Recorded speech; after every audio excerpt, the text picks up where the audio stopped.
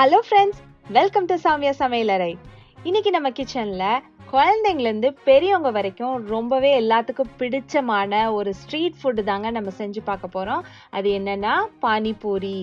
So இன்னைக்கு நம்ம பானிபூரியை ஸ்க்ராட்ச்லேருந்து எப்படி பண்ணலாங்கிறது தான் நான் உங்களுக்கு செஞ்சு காமிக்க போகிறேன். இதை நீங்கள் செஞ்சு பாருங்கள், குழந்தைங்கள்லாம் ரொம்ப விரும்பி சாப்பிடுவாங்க. வாங்க இப்போ அதை எப்படி செய்யலாங்கிறத நம்ம பார்க்கலாம்.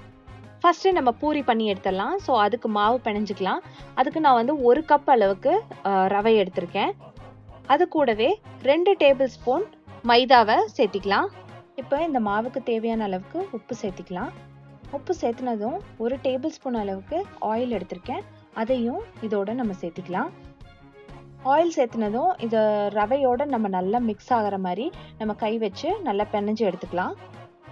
அடுத்து நம்ம எடுத்திருக்க 1 கப் ரவைக்கு 5லேருந்து 6 டேபிள் ஸ்பூன் அளவுக்கு தண்ணி தேவைப்படும். நான் கொஞ்சம் வெதுவெதுப்பான தண்ணியை ஆட் பண்ணி இப்போ நான் இதை நல்லா பிணைஞ்சிக்க போகிறேன். 5 to 7 நிமிஷம் வரைக்கும் இதை நல்லா பிணைஞ்சு எடுத்துக்கலாம். ஃபஸ்ட்டு பிணையும் போது பார்த்திங்கன்னா ரொம்ப ஏதோ வாட்டராக இருக்க மாதிரி இருக்கும். நம்ம பிணைய நம்ம இந்த ரவை தண்ணியெல்லாம் இழுத்தோன்னே நம்மளுக்கு மாவு பதத்துக்கு நல்லா சாஃப்டாக வர ஆரம்பிச்சிடும். இப்போது நம்ம பூரி மாவு ரெடி ஆயிடுச்சு. ஸோ இதுக்கு மேலே ஒரு ஈரத்துணி போட்டு இது ஒரு 20 to 30 minutes இருக்கட்டும். இப்போது இதுக்கு நம்ம தண்ணீர் ரெடி பண்ணிடலாம். ஸோ அதுக்கு 1/2 கப் புதினா இலை, 1/2 கப் கொத்தமல்லி இலை, ஒரு சின்ன பீஸ் இஞ்சி, ஒரே ஒரு டீஸ்பூன் சாட் மசாலா, 1 டீஸ்பூன் ஜீரகத்தூள், அப்புறம் 3 பச்சை மிளகா, கொஞ்சமாக புளி. இப்போது இது எல்லாத்தையும் நம்ம மிக்சியில் ஒவ்வொன்றா ஆட் பண்ணிடலாம். இப்போது இதை கொஞ்சமாக தண்ணி விட்டு நல்லா அரைச்சி எடுத்துக்கிறேன். இப்போ நம்ம அரைச்சி வச்சுருக்க பேஸ்ட்டை ஒரு பவுலில் ட்ரான்ஸ்ஃபர் பண்ணிக்கலாம்.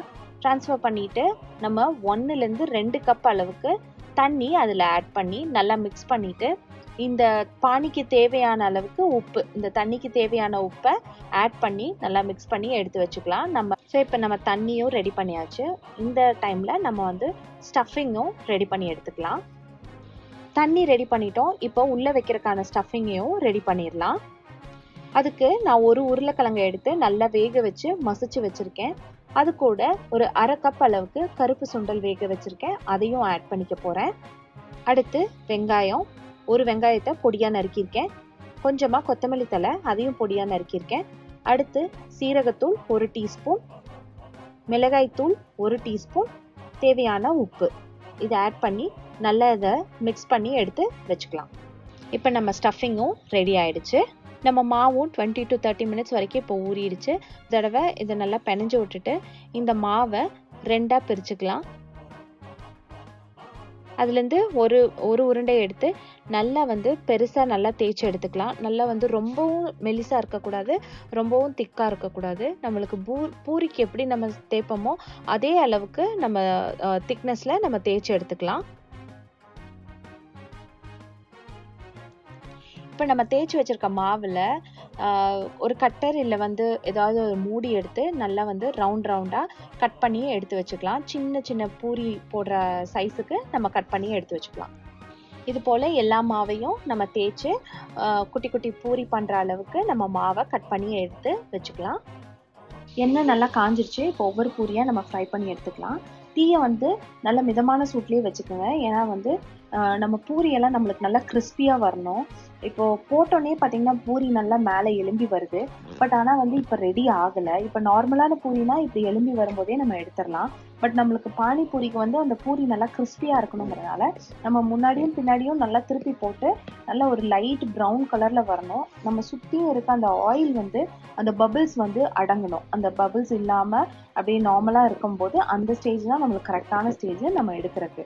நம்ம 2 சைடும் திருப்பி போட்டு அந்த பபிள்ஸ் அடங்கிருச்சுன்னா நம்ம பூரியை எடுத்துடலாம்.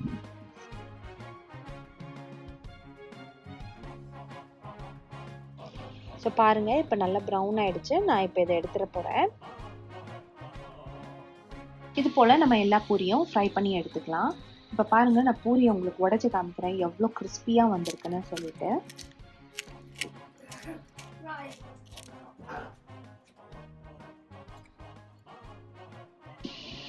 பார்த்தீங்களா எவ்வளோ ஈஸியாக குயிக்காக நம்ம பண்ணியாச்சு. நம்ம பானிபூரி ஸ்டால் இப்போது ஓப்பன் ஆகிடுச்சு. இப்போ குழந்தைங்களுக்கு சர்வ் பண்ணிடலாம். இப்போ நானும் சாப்பிட்டு பார்க்க போகிறேன். நீங்களும் உங்கள் வீட்டில் பானிபூரி ஸ்டாலை ஓப்பன் பண்ணிடுங்க. இந்த ரெசிபியை ட்ரை பண்ணி பாருங்கள். உங்கள் எல்லாத்துக்கும் இது பிடிக்கும்னு நான் நினைக்கிறேன். உங்கள் கமெண்ட்ஸை என் கூட ஷேர் பண்ணிக்கிங்க. சௌமியா சமையலறை சேனலுக்கு லைக் பண்ணுங்கள், ஷேர் பண்ணுங்கள், சப்ஸ்கிரைப் பண்ணுங்கள். மறக்காமல் அந்த பெல் பட்டனையும் ப்ரெஸ் பண்ணிவிடுங்க. Thank you friends.